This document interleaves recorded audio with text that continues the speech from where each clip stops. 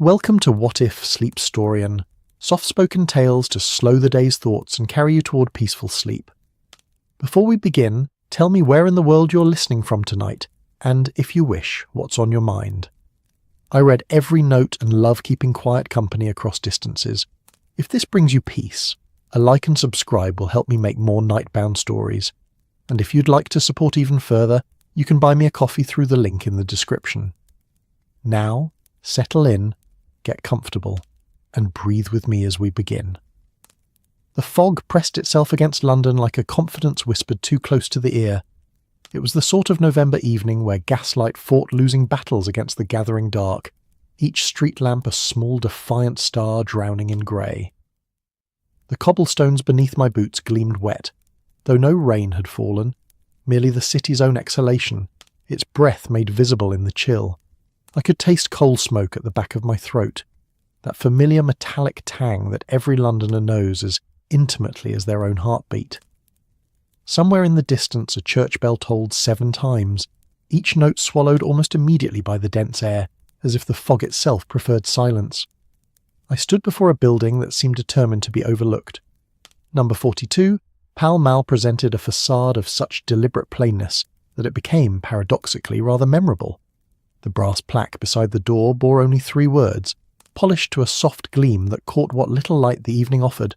The Diogenes Club. No further explanation, no invitation. The building's windows glowed with a warm amber that suggested comfortable interiors, yet curtains drawn with military precision ensured that no glimpse of the world within escaped to the curious world without. I had passed this building countless times over the years, had noted its existence with the same mild interest one affords any permanent fixture of London's landscape. A post box, a particular stretch of iron railing, the Diogenes Club. But tonight I was here by summons, and the summons had been peculiar. The note had arrived that afternoon, delivered by a boy who vanished before I could tip him. The handwriting was precise to the point of severity, each letter formed with such exactitude that it seemed less written than engineered. Dr. Watson, it read, "Your presence is required at the Diogenes Club this evening at 7:30. The matter is both urgent and delicate. Discretion is assumed. M.H. Ebesrach Mycroft Holmes." The elder brother, the more sedentary brother, the brother whose work remained always half obscured in the shadows of Whitehall, and whose importance I had learned to never underestimate despite his apparent indolence. I mounted the 3 steps to the door and raised my hand to knock, but the door opened before my knuckles could meet wood. A porter stood in the entrance, a man of perhaps 60 with silver hair, and the bearing of a retired sergeant major. His eyes met mine with a clarity that suggested he'd been watching my approach through some hidden vantage point. "Dr. Watson," he said. It was not a question. His voice was barely above a whisper, yet it carried perfectly in the muffled quiet of the fog-bound street. "Yes," I replied, matching his volume instinctively. He stepped aside, gesturing me inward with a small economical movement. I entered, and the door closed behind me with a whisper of well-oiled hinges and the soft click of a lock finding its home. The interior of the Diogenes Club struck me immediately as a place designed for a very particular sort of comfort, the comfort of absolute solitude in the company of others. The entrance hall stretched before me, floored in dark wood polished to a deep gleam, the walls panelled in the same rich timber, and decorated with a restraint that bordered on austerity. A single painting hung on the far wall, a pastoral scene of such overwhelming tranquillity that it seemed almost aggressive in its peacefulness. 3 leather chairs sat against one wall, each positioned carefully so that any occupant would face neither the door nor each other, but rather the neutral territory of a Persian rug whose deep blues and golds had faded to a comfortable antiquity. What struck me most profoundly, however, was the silence. Not merely quiet — London is never truly quiet, even at its most hushed — but a silence that felt cultivated, protected, enforced. The sounds of the street, which had been muted by the fog, were now entirely absent, as if the building itself had decided that the world beyond its walls was not worth acknowledging. I could hear my own breathing, the faint creak of my shoes on the floorboards, the rustle of my coat as I shifted my weight. The porter gestured toward a corridor that led deeper into the building. He did not speak. I noticed then a small brass plaque mounted on the wall beside the corridor entrance. Its message was brief, and I suspected entirely serious. Silence is mandatory. Members who speak, except in the stranger's room, shall be expelled. I followed the porter down the corridor, my footsteps muffled by a carpet runner of deep burgundy. We passed several closed doors, each marked with small brass numbers but no other identification. From behind one, I heard the gentle rustle of a turning page. From another, nothing at all, yet I sensed occupation, that peculiar awareness one develops of another human presence, even in perfect stillness. The corridor opened into a larger chamber, and here I encountered the heart of the Diogenes Club. It was a reading room of considerable size, its ceiling high and crossed with dark beams that gave it something of the character of a gentleman's library transplanted from some country estate. Tall windows lined one wall, their heavy curtains drawn against the night. Gas sconces provided gentle illumination, their flames steady behind. Frosted glass shades that diffused the light into a warm, even glow. The air carried the scent of old leather, pipe tobacco, and that particular mustiness of aging paper that I found oddly comforting. But it was the occupants of this room who truly captured my attention. 7 men sat scattered throughout the space, each in his own leather armchair, each maintaining what appeared to be a carefully calculated distance from his fellows. Not one of them looked up at my entrance. Not one acknowledged the presence of another. They read, or smoked, or simply sat with eyes closed in what might have been sleep or meditation. The silence was so complete that I could hear the ticking of a grandfather clock in the far corner, its pendulum swinging with metronomic patience, counting off seconds that seemed to stretch longer than they ought. One gentleman, elderly and distinguished, with a magnificent white moustache that would have made a walrus envious, sat ramrod straight in his chair, reading what appeared to be a military journal. His posture spoke of decades of discipline, yet his hands trembled ever so slightly as he turned the pages. The tremor of age, perhaps, or old wounds that never quite healed. Another, younger but prematurely grey, stared into the middle distance with eyes that saw something other than the room around him. His fingers drummed silently against the arm of his chair in a complex pattern that suggested either calculation or anxiety, or perhaps both at once. A third man, rotund and comfortable-looking, had fallen asleep with a copy of the Times spread across his considerable waist, rising and falling with each breath like a ship on gentle swells. The porter touched my elbow with the lightest pressure and gestured toward yet another corridor branching off from the reading room. We proceeded in continued silence, leaving the strange tableau of isolated companionship behind. This new corridor was shorter, ending at a heavy oak door that bore a small brass plaque reading simply, "The Stranger's Room." The porter knocked, 3 soft raps that nevertheless seemed loud in the prevailing quiet, and waited. "Enter," came a voice from within. The single word was delivered with such complete authority that it seemed to reshape the air around it. The porter opened the door, stepped aside, and with a small bow of his head indicated that I should proceed. I entered, heard the door close softly behind me, and found myself in the presence of Mycroft Holmes. The stranger's room was smaller than the reading room, more intimate, yet furnished with the same attention to comfort and discretion. A fireplace dominated one wall, the coal within burning with that particular steady heat that comes only from careful tending. 2 wing-back chairs faced the fire, a small table between them bearing a decanter of brandy and 2 glasses. The walls were lined with bookshelves, though these volumes appeared more decorative than functional, leather-bound, sets whose uniformity suggested they had been purchased by the yard rather than the title. Mycroft Holmes rose from one of the chairs with a grace surprising in a man of his considerable bulk. Where Sherlock was all angles and nervous energy, Mycroft presented as curves and stillness, yet there was nothing soft about him.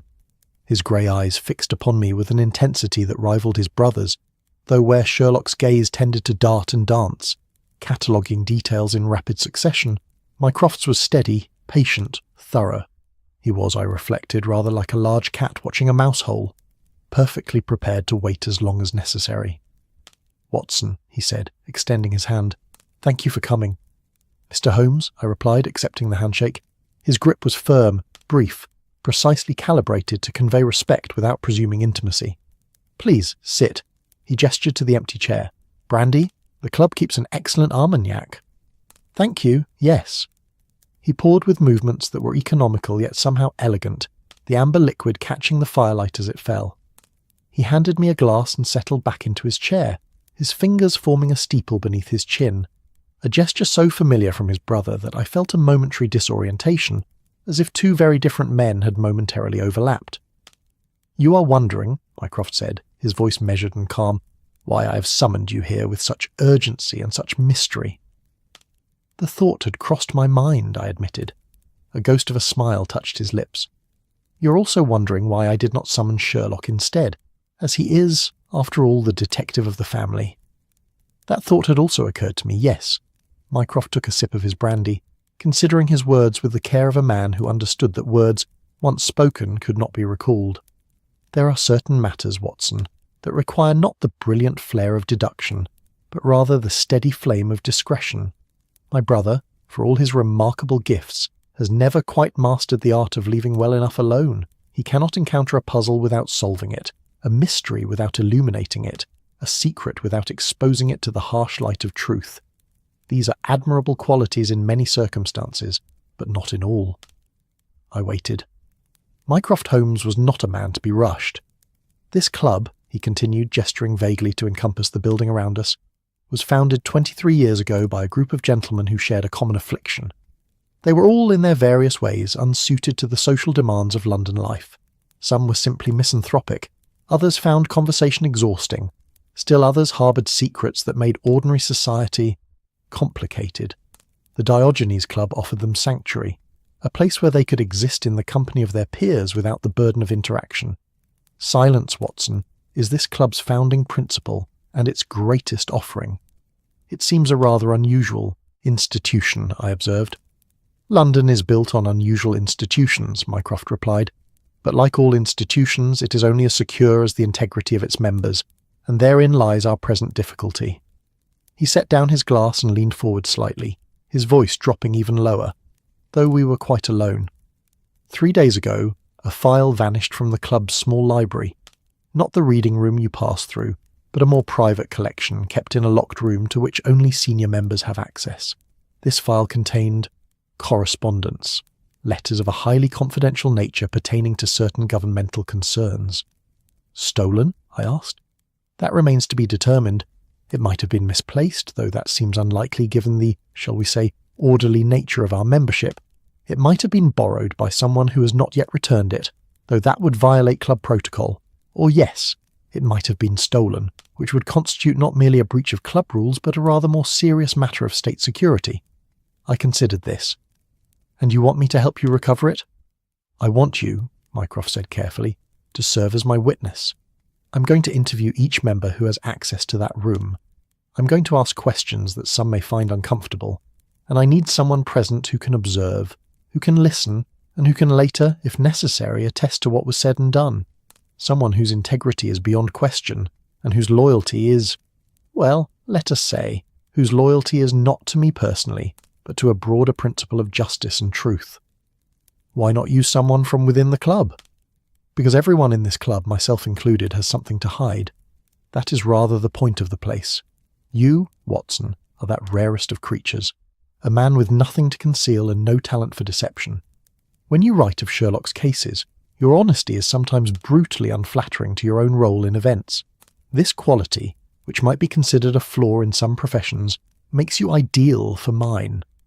I wasn't entirely certain whether I had just been complimented or insulted, but I suspected it was somehow both. "Will you help me?" Mycroft asked. The fire crackled softly. Beyond the walls of the stranger's room, the Diogenes Club maintained its uncanny silence, its members pursuing their separate solitudes under the same roof.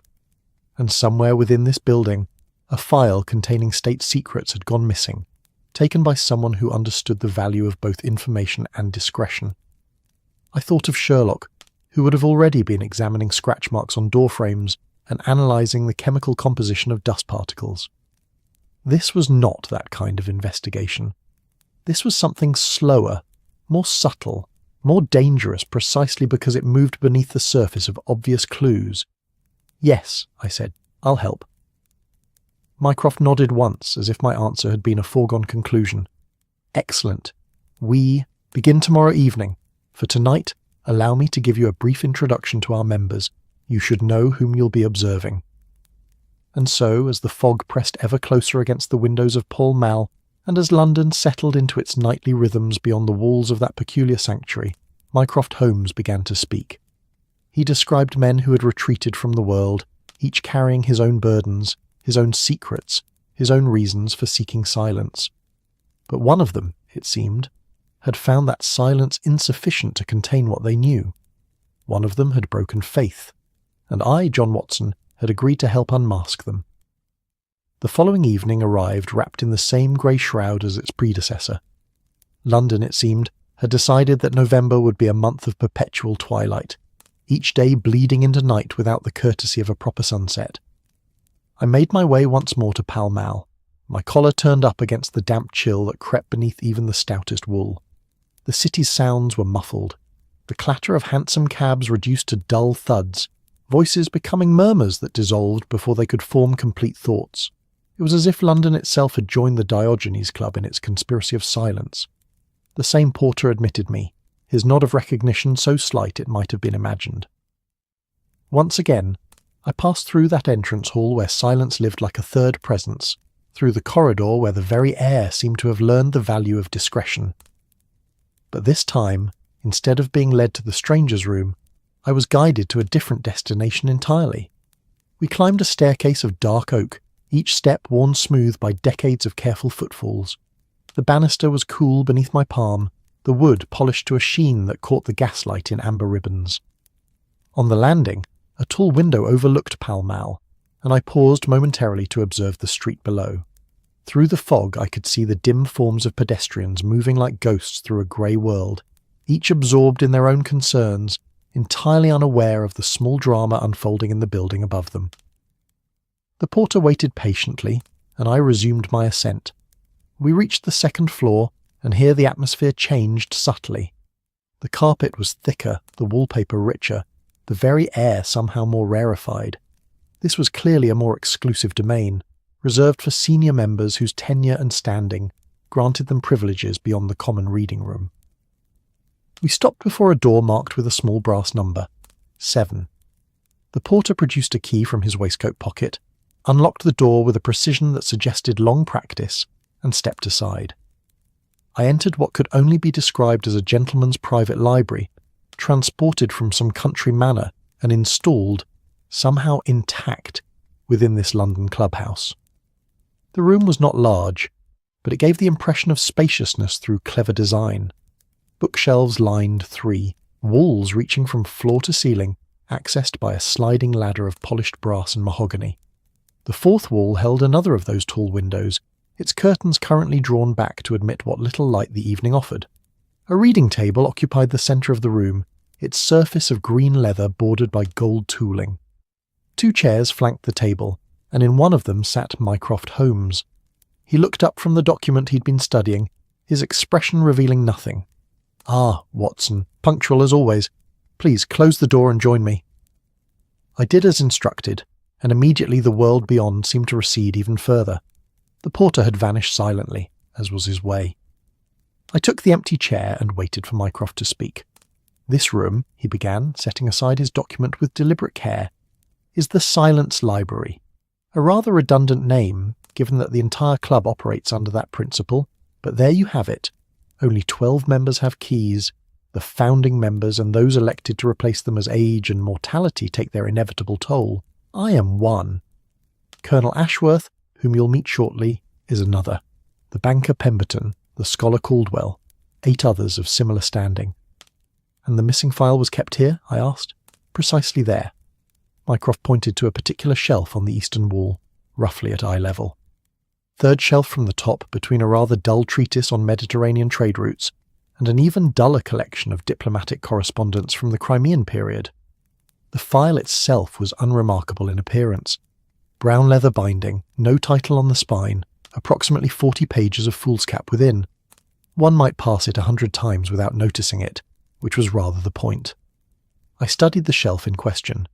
The books there stood in neat formation, each spine aligned with military precision. There was no visible gap, no disruption in the orderly arrangement. "It's been replaced?" No, Mycroft said. The books have been shifted slightly to close the space. Someone with an eye for detail and a preference for order, which describes, unfortunately, virtually every member of this club. I rose and approached the shelf, examining it more closely. The volumes were old, their leather bindings cracked with age, their gilt lettering faded to ghostly suggestions of words. The scent of aging paper hung in the air, that peculiar musty perfume that speaks of knowledge preserved and time passing. I ran my finger along the spines, feeling the texture of decades beneath my touch. What was in the file? I asked, though I suspected I would not receive a complete answer. Mycroft was silent for a moment, weighing his words with the care of a chemist measuring volatile substances. Correspondence, he said finally, between certain members of Her Majesty's government and certain interested parties abroad. Nothing treasonous, mind you, nothing that would constitute a clear violation of law, but information that, in the wrong hands, could prove embarrassing, could damage delicate negotiations currently underway, could in short make certain people's work considerably more difficult. Your work, I said. He inclined his head slightly. Among others, I occupy a peculiar position, Watson. I am not officially part of the Foreign Office, yet I advise them. I am not employed by the Home Office, yet they consult me. I am nowhere and everywhere in the machinery of government, a gear that meshes with others yet appears in no official schematic. This arrangement suits me admirably, as it allows me to be useful without being accountable. But it also means that certain communications cannot flow through normal channels. They require alternative routes. And this club serves as one such route? The club serves many purposes, Mycroft replied, rising from his chair and moving to the window. He stood with his hands clasped behind his back, gazing out at the fog-obscured street below. It is, on its surface, exactly what it claims to be, a refuge for gentlemen who prefer their own company, and the company of books to the exhausting demands of society. But it is also, for a select few, something more, a place where information can be stored, where documents can be reviewed without the prying eyes of clerks and secretaries, where conversations can occur in the stranger's room that leave no official record. He turned to face me, his expression grave. The Diogenes Club, Watson, is built on secrets. Each man here guards his own and respects the secrets of others. It is an unspoken covenant, the foundation upon which this entire edifice rests. When someone violates that covenant, when someone takes what is not theirs and exposes what was meant to remain hidden, they threaten not just one secret, but the entire architecture of trust that makes this place possible. I understood then the true weight of what had occurred. This was not merely a theft. It was a betrayal of the highest order, a crack in the wall that separated the world of shadows from the world of light. Tell me about the members, I said, returning to my chair. You mentioned them last night, but only briefly. Mycroft resumed his seat, and in his eyes I saw something I had rarely observed in the Holmes brothers, genuine concern. Colonel Ashworth, he began, is 73 years old and has been a member since the club's founding. He served with distinction in India, witnessed things during the mutiny that left their mark upon his soul. He's a man of rigid honour and inflexible principles, but his mind remains sharp as a cavalry sabre. He comes to the club 6 days a week, always at the same hour, always sits in the same chair, always reads military journals and histories of ancient campaigns. Could he have taken the file? He had access. He had an opportunity. Whether he had a motive... Mycroft paused. The Colonel's loyalty to the Crown and country is beyond question, but loyalty can take many forms. If he believed the information in that file endangered British interests, he might well have taken it upon himself to secure it more safely. In his mind, such an action would not be theft, but duty. I made a mental note of this as Mycroft continued. Mr. Geoffrey Pemberton is our banker, 47 years old, unmarried, lives in rooms in Mayfair that are, by all accounts, immaculately maintained and thoroughly joyless. He joined the club 8 years ago, sponsored by Lord Havisham, who has since passed. Pemberton handles accounts for several prominent families, manages trusts, oversees investments. He is meticulous in his work and utterly discreet, which is why his clients trust him with their financial secrets. And would he have reason to steal government correspondence? Mycroft's fingers drummed once upon the table's edge, a rare gesture of uncertainty. Information is currency, Watson. In the right circumstances, the contents of that file could be quite valuable to certain parties. But Pemberton has always struck me as a man for whom security and stability matter more than wealth. He has enough money. What he treasures is predictability, order, the comfort of routine. Theft would disrupt all of that. Unless he needed money badly enough, I suggested. Gambling debts, blackmail. Possible, Mycroft conceded. I have made inquiries, but nothing obvious presents itself. Still, we shall watch him carefully. The third name came with even greater deliberation. Dr. Marcus Caldwell is perhaps our most enigmatic member. He is 51, a scholar of ancient languages who has published extensively on Sumerian texts and Egyptian hieroglyphics. He joined the club 9 years ago and has in that time spoken fewer than 100 words to anyone.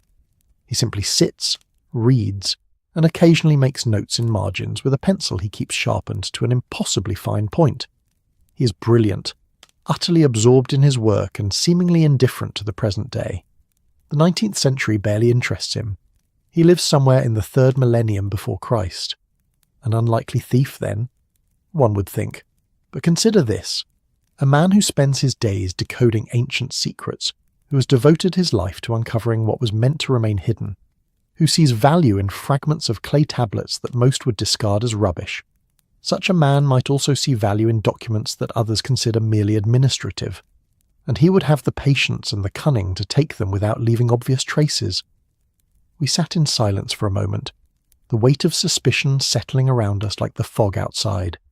3 men, each with access, each with potential motive, each a guardian of the club's peculiar covenant of silence. One of them, or perhaps someone else entirely, had broken faith. "How do you wish to proceed?" I asked.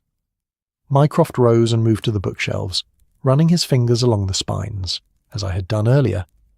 "I will interview each man separately here in this room beginning tomorrow evening. You will be present but silent. Watch their faces, Watson. Listen to their voices. You know better than most how people reveal themselves through the smallest gestures. My brother taught you to observe, whether you realize it or not. Use those skills now." "And Sherlock?" I asked. "You still haven't told him?" "Sherlock will remain ignorant of this entire matter," Mycroft said firmly. "He would approach this as a puzzle to be solved, damn the consequences. He would deduce brilliantly, expose thoroughly, and create a scandal that would reverberate through Whitehall and beyond. I need something more surgical. The guilty party must be identified, yes, but they must also be managed, contained, neutralized without public spectacle. This is not a case for Baker Street. This is a matter of state." Through the window, the gaslight below flickered as someone passed, their shadow stretching long before dissolving into fog. The city continued its evening routines, unaware that in this quiet room 2 men were preparing to unmask a traitor. "There's something else you should understand," Mycroft said, turning back to face me. "The Diogenes Club exists because powerful men need refuge from the world. They come here bearing the weight of decisions made in Parliament, in courtrooms, in military headquarters. They come here exhausted by the necessity of constant performance, of maintaining facades, of playing roles. In this place, they can simply be, silent, still, themselves, or perhaps the selves they might have been without the demands placed upon them." He moved to the reading table and placed both palms flat upon its surface, leaning forward slightly. "When we unmask whoever took that file, we will be destroying their sanctuary. We will be casting them out of the one place where they felt safe. I do not relish this, Watson, but it must be done. Secrets are like the roof tiles on this building. Each one seems insignificant, but remove enough of them and the entire structure collapses." I stood, moving beside him to look once more at the shelf where the missing file had rested. "Then we shall find who removed this particular tile," I said, "and we shall do it with as little damage to the rest as possible." Mycroft straightened, and for a moment his expression softened almost imperceptibly. "You are a good man, Watson. My brother is fortunate to have you as his chronicler and his friend. I am fortunate to have you as my witness." We left the silence library then, Mycroft locking the door behind us with a finality that seemed to seal more than just wood and brass. The porter materialized from some hidden alcove to escort me out, and I descended once more into the fog-wrapped streets of London, carrying with me the knowledge of what was to come. Tomorrow, the interrogations will begin. Tomorrow, we would start unravelling the careful lies of careful men. Tomorrow, in a room built for preserving secrets, we would expose one. The fog swallowed me as I walked toward Baker Street, and I thought of Sherlock, who would never know of this case, and of the different kinds of detective work the Holmes brothers performed, one in the light of public acclaim, the other in shadows where even the gas lamps could not reach. The third evening brought a change in London's temper. The fog had lifted slightly, enough that one could see perhaps 20 yards ahead instead of merely 10, and the gaslight managed a braver showing against the November dark. I arrived at the Diogenes Club precisely at 7, as instructed, and found Mycroft already waiting in the silence library, the room arranged as if for a theatrical performance whose audience would number exactly 1. The 2 chairs had been repositioned. One now sat facing the window, its back to the door, clearly meant for the interviewee. The other had been moved to a corner, angled so that its occupant could observe without being directly in the line of sight. A third chair, high-backed and imposing, had been placed opposite the first, positioned so that whoever sat there would be silhouetted against the window's grey light. Mycroft's choice of seat, without question. "Ah, Watson," Mycroft said, not rising from where he stood, examining a particular volume on ancient Greek warfare. "You'll sit there," he indicated the corner chair. "Say nothing unless directly addressed. Watch everything. Colonel Ashworth will arrive at 1/2 the hour. He is always punctual." I settled into the designated chair, which offered an excellent vantage point. From here I could see the face of whoever sat in the interrogation chair, for that is certainly what it was, while also observing Mycroft's silhouette and the interplay of body language between interrogator and subject. It was cunningly arranged, this little theatre, designed to unsettle without obvious intimidation. "You've done this before," I observed quietly. Mycroft replaced the volume on its shelf with mathematical precision. "One does not occupy my position without occasionally needing to ask uncomfortable questions. The art lies not in the asking, but in the listening. Most people, Watson, cannot bear silence. They will fill it, given time. They will elaborate when simple answers would suffice. They will explain what was not questioned. Silence, properly wielded, is the most effective interrogation tool ever devised." The clock in the corridor outside chimed the 1/2 hour, and within 30 seconds, I counted, a soft knock sounded at the door. "Enter," Mycroft said, his voice carrying that same absolute authority I had noted before.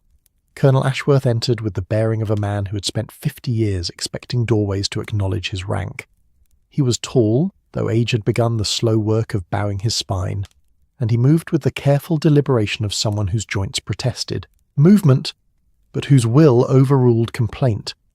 His moustache was indeed magnificent, a white cascade that framed a mouth set in permanent firmness. His eyes, however, betrayed something the rest of his features worked to conceal. Uncertainty, perhaps, or concern. He wore a dark suit of impeccable cut but dated style, the sort of garment that had been expensive when purchased 20 years prior, and had been maintained with military precision ever since. A watch chain crossed his waistcoat, and on his right hand he wore a signet ring that caught the light as he moved. "Mycroft," he said, his voice carrying the clipped accent of a particular class and generation. Then, noticing me, "And this would be?" "Dr. John Watson," Mycroft replied. "You may know him as the chronicler of my brother's cases. He's here as an independent observer. What we discuss will be noted, but will remain confidential unless circumstances dictate otherwise." The Colonel's gaze fixed on me with the intensity of a man accustomed to assessing potential threats. After a moment he gave a curt nod. "Watson, yes, I've read some of your accounts. Bit sensational for my taste, but you write a clear sentence. That's more than can be said for most." "Thank you, Colonel," I said. "Please, sit." Mycroft gestured to the chair facing the window. Ashworth moved to it with measured steps, settling himself with the rigid posture of a man for whom slouching would constitute a moral failure. Mycroft took his own seat, becoming a dark shape against the grey light beyond. The arrangement placed Ashworth's face in clear illumination, while keeping Mycroft's features obscured. I could see the Colonel register this, see the slight tightening around his eyes that suggested he understood the tactical disadvantage. "You know why you're here," Mycroft began. It was not a question. "I assume it concerns the missing correspondence," Ashworth replied. "Damn poor show, that. In my day, a man who violated the trust of his club would have been horsewhipped. And yet we live in more civilized times," Mycroft said dryly. "Tell me, Colonel, when did you last access the Silence Library?" Ashworth did not hesitate. Thursday last, at 4 in the afternoon. I was here for approximately 45 minutes, reviewing some documents related to the Tira campaign. I'm considering writing a monograph on mountain warfare tactics. And did you notice anything unusual? Anyone else present? Any disturbance in the arrangement of materials? The room was empty when I arrived and empty when I departed. I noticed nothing amiss. The books were in their proper places, as they always are.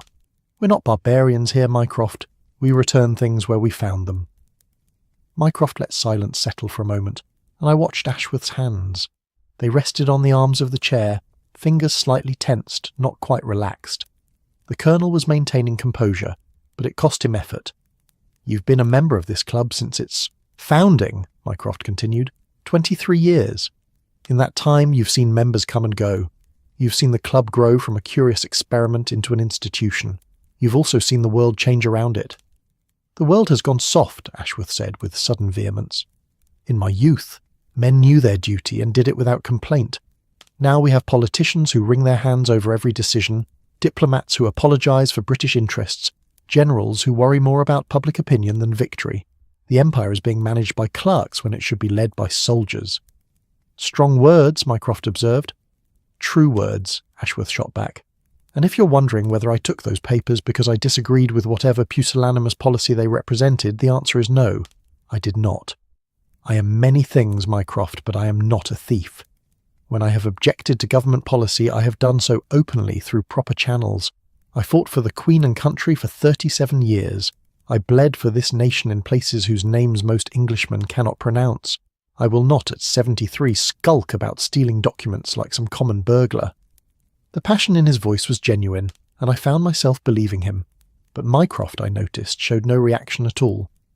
"Yet you understand the value of information," Mycroft said. "You've served in intelligence capacities. You know that sometimes a single piece of paper can be worth more than a regiment." Ashworth's jaw tightened. "I know that information is power. I also know that power without honour is tyranny. Whoever took those papers, whatever their reasoning, has dishonoured this club and dishonoured themselves.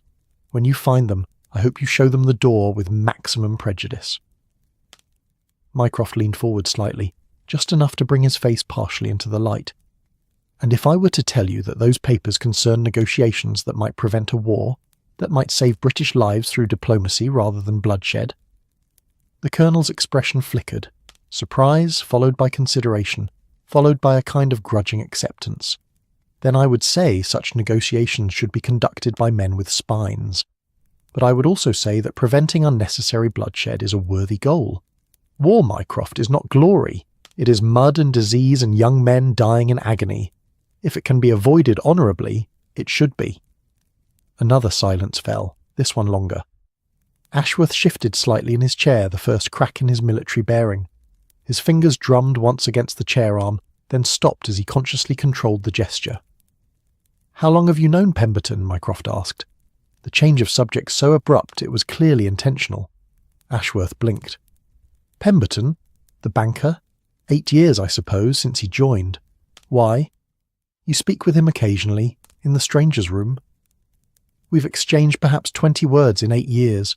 Hardly a deep acquaintance. Yet you recommended him for senior membership 3 years ago." The Colonel's eyes narrowed. "I did. He seemed sound. Kept to himself, respected the silence, never made trouble. Why? Do you suspect him?" "I suspect everyone," Mycroft said calmly. "It's rather my profession. Tell me about Dr. Caldwell." "The scholar. Don't know the man. Seen him about, of course. Always hunched over some ancient text, scribbling notes. Brilliant by reputation, though brilliance is no guarantee of character." "Indeed," Mycroft agreed. "You served in India during the mutiny." The change of subject was even more jarring this time, and I saw Ashworth stiffen. "I did. You saw things there that changed you." "Any man with eyes saw things that changed him. What's your point, Mycroft?" "Only that trauma can reshape a man's loyalties, can make him question what he once held certain, can make him doubt the institutions he once served without reservation." Ashworth rose abruptly, his face flushing. "If you're suggesting that my service made me a traitor, you can go to hell. I've spent my life defending England. I've lost friends, lost health, lost sleep to nightmares of things you couldn't imagine. But I have never betrayed the trust placed in me." Mycroft remained seated, unmoved by the display. Please sit down, Colonel. I'm suggesting nothing of the sort. I'm merely noting that loyalty takes many forms, and sometimes what appears to be betrayal is actually a different kind of faithfulness. Ashworth remained standing for another moment, breathing heavily, then slowly lowered himself back into the chair. When he spoke again, his voice was quieter, edged with something that might have been pain. In Cawnpore, I saw British women and children massacred. I saw wells filled with bodies. I saw things that haunt me still, every night when I close my eyes. And yes, it changed me. It taught me that savagery wears many faces, and that civilization is a thin veneer over the darkness that lurks in every human heart. But it also taught me the value of honour. Without honour, we're no better than the worst of what I witnessed. And that honour would prevent you from taking the file, Mycroft said. Yes. Even if you believe the information should be secured differently, even then, there are proper channels, protocols. If I believed something was being mishandled, I would report it through appropriate means. To whom? Ashworth hesitated. To someone in authority. To the club's governing board. To me, Mycroft finished. You would have come to me. Perhaps, yes, but you didn't. Because I didn't take the damned file. Ashworth's composure cracked fully now, his voice rising. I don't know who did. I don't know why. But I swear on every man I commanded, every soldier I buried, every oath I've ever taken, it wasn't me. Mycroft stood slowly, moving to the window to gaze out at the darkening street. Thank you, Colonel. You may go. Ashworth rose, steadying himself with visible effort. He looked at Mycroft's back for a long moment, then turned toward the door. As he passed my chair, he paused. Watson, he said quietly, you'll write this up some day, I imagine. When you do, remember this. A man's honour is all he has. Everything else, rank, wealth, reputation, can be stripped away. But honour remains if he chooses to keep it. Then he was gone, the door closing with a soft click that seemed to echo in the silence he left behind. Mycroft remained at the window for several minutes, saying nothing. I waited, knowing he was processing what he'd heard, weighing not just words but tone, gesture, the subtle revelations that occurred in spaces between speech. Finally he turned. Your assessment? He didn't take it, I said. I'd stake my professional reputation on it. Interesting, Mycroft replied, because I'm not entirely certain. He's a man of rigid principles, yes, but rigid principles can sometimes produce rigid actions. If he believed those papers endangered British interests, he might well have taken them, telling himself it was duty rather than theft.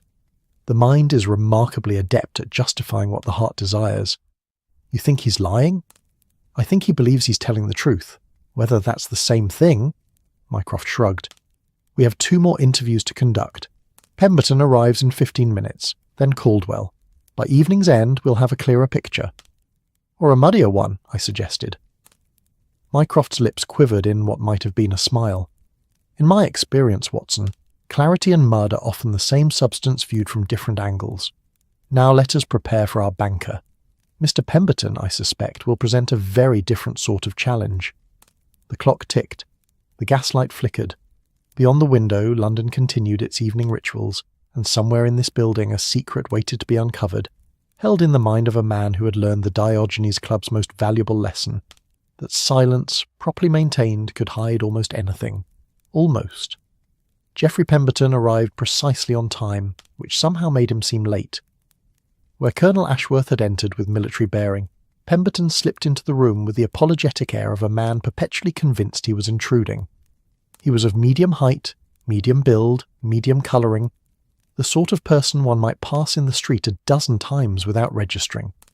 His suit was expensive but subdued, charcoal grey with the faintest pinstripe perfectly pressed. His shoes gleamed with fresh polish. Everything about him whispered discretion, careful management, absolute control, yet his hands trembled.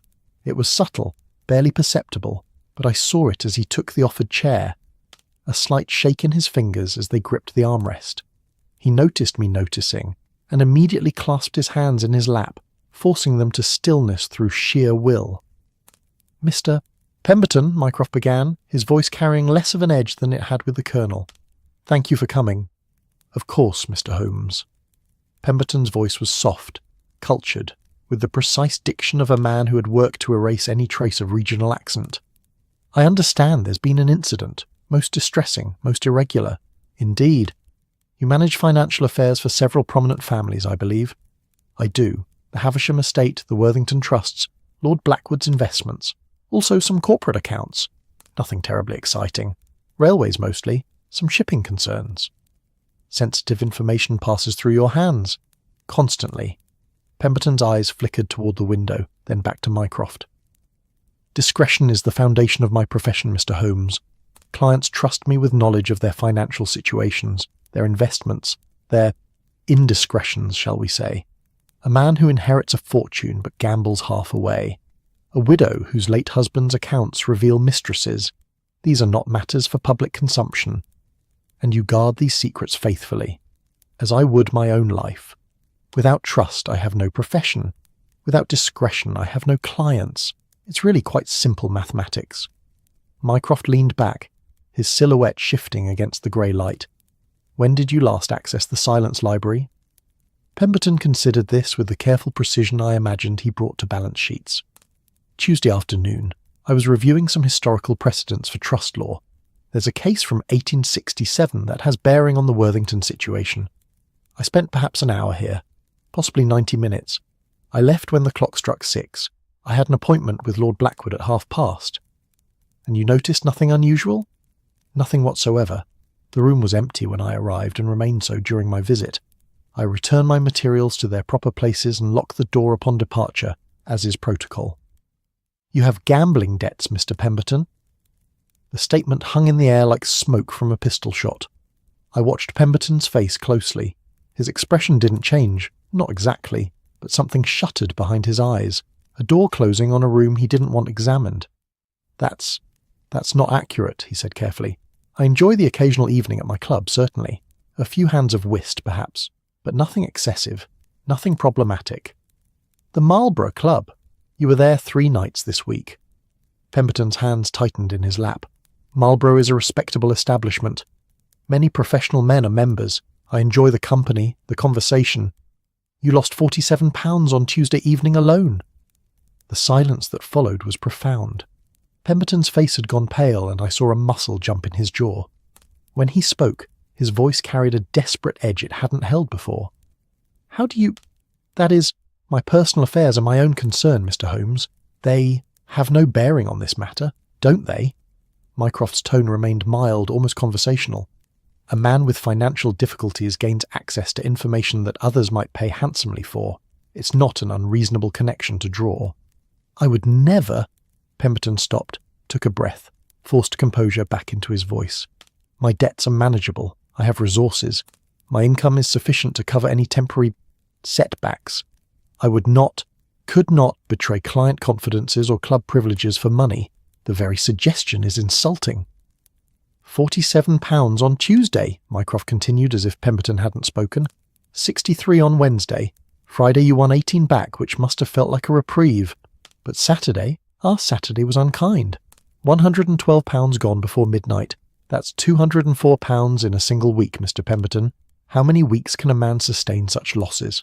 Pemberton stood abruptly, his composure cracking like ice over a thawing pond. "This is outrageous. You have no right to investigate my private activities. I came here voluntarily as a courtesy, and you ambush me with accusations and surveillance of my personal life." "Sit down," Mycroft said, and there was steel beneath the silk of his voice now. Pemberton hesitated, breathing hard, then slowly lowered himself back into the chair. His hands were shaking openly now, all pretense of control abandoned. "I'm not accusing you of anything," Mycroft continued. "I'm merely establishing context. A man's financial situation is context, Mr. Pemberton. His habits are context. His pressures and obligations are context. You manage other people's money while losing your own. That's notable." "I manage it well," Pemberton said, his voice barely above a whisper. "My clients have never suffered a loss through my negligence or dishonesty. Never. My record is impeccable. Your professional record, certainly, but a man is not merely his profession. Tell me about your rooms in Mayfair." "What about them?" "You live alone. No servants, which is unusual for someone of your station and income. I prefer privacy. I'm capable of managing my own household." No visitors, no social calls. You leave at 8 each morning, return at 7 each evening, except on club nights. You take your meals at restaurants, always the same 3 establishments, rotating them in sequence. Monday and Thursday at Simpson's, Tuesday and Friday at Rules, Wednesday and Saturday at the Criterion. Sunday you eat tinned soup in your rooms. Pemberton's eyes had gone wide. You've been watching me. I've been watching everyone with access to that library, Mycroft corrected. It's what I do, Mr. Pemberton. It's what I must do. The question is not whether I know your routines, but why those routines are so rigidly maintained. What are you protecting yourself from? What are you afraid might happen if you deviate from the pattern? For a long moment, I thought, Pemberton might refuse to answer. He sat rigid in his chair, his face a mask of barely controlled emotion. Then slowly something in him seemed to break. I'm afraid, he said quietly, that if I stop moving, if I allow any variation, any chaos into my life, I will lose myself entirely. Do you understand? I wake at the same hour. I dress in the same sequence. I take the same omnibus to the same office. I eat at the same restaurants. I return to the same empty rooms. This is how I survive, Mr. Holmes. This is how I maintain the illusion that my life has meaning, has structure, has purpose. His voice had dropped to barely above a whisper, and I found myself leaning forward to hear him. I manage vast sums for people who will never want for anything. I protect fortunes that could feed every poor family in London for generations. And at the end of each day, I return to rooms that contain nothing of value, nothing that matters, nothing that would be missed if I simply ceased to exist. The Diogenes Club is the only place where this emptiness feels like a choice rather than a condition, where silence is a principle rather than a punishment. Mycroft remained still, his silhouette dark against the window. And the gambling? Pemberton laughed, a sound without humour. The gambling is the only time I feel anything. Win or lose, there's that moment when the cards turn, when possibility becomes reality, when the future resolves into the present. For that moment, I'm not managing someone else's money or living someone else's life. I'm simply alive, suspended between hope and despair. But you're losing more than you can afford. I'm losing more than I should, Pemberton corrected, but I can afford it, for now. My income is substantial, my expenses minimal. I have savings. I have time to correct the course before it becomes truly problematic. Unless, Mycroft said softly, you needed a larger sum quickly, to cover an accumulated debt perhaps, or to buy yourself time before someone notices the pattern. Pemberton's eyes locked onto Mycroft's shadow. I did not take that file. I did not sell information. I may be pathetic, Mr. Holmes. I may be desperately, profoundly lonely. I may be making choices that will eventually destroy me, but I am not a traitor. I am not a thief. The conviction in his voice was absolute, and I found myself once again believing what I heard. But Mycroft, I knew, would not be swayed by conviction alone. Tell me about Dr. Caldwell, Mycroft said, shifting direction with the sudden grace of a fencer changing lines. Pemberton blinked at the change of subject. Caldwell? I barely know the man. We've exchanged perhaps a dozen words in 9 years. He's absorbed in his work. Ancient civilizations, dead languages. He seems to find more life in the past than the present. Does he gamble? I've never seen him at the Marlborough, if that's what you're asking. I don't know what he does outside this club. I don't think anyone does. But you've observed him here. As much as one observes anyone in a club dedicated to non-observation. He reads. He makes notes. Sometimes he mutters to himself in languages I don't recognize. Sumerian, perhaps, or Akkadian. He seems content in his isolation. And Colonel Ashworth? A different sort of isolation. The Colonel's silence feels like discipline. Caldwell feels like a preference. The Colonel chooses not to speak. Caldwell has simply forgotten that speech was ever necessary.